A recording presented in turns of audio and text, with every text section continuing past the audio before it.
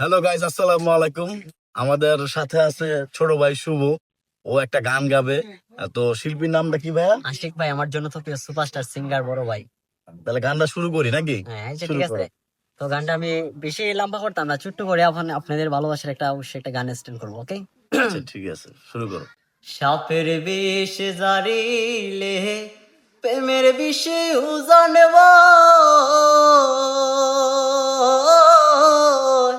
প্রজাপতির নয় রে সাদ, যাইরা প্রেমের বিষ নামা, সাপের বিষ জারিলে প্রেমের বিষে জানব,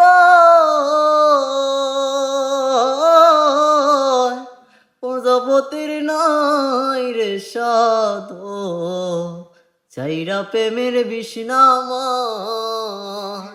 সখী তোমরা ধরো ধরো, সখী তোমরা ধরো ধরো, অন্তর আমার পেটে যায় গো, অন্তর আমার পেটে যায়, মনের দুঃখ মনে লইয়া কান্দি আর ঘুরে বেড়ায়।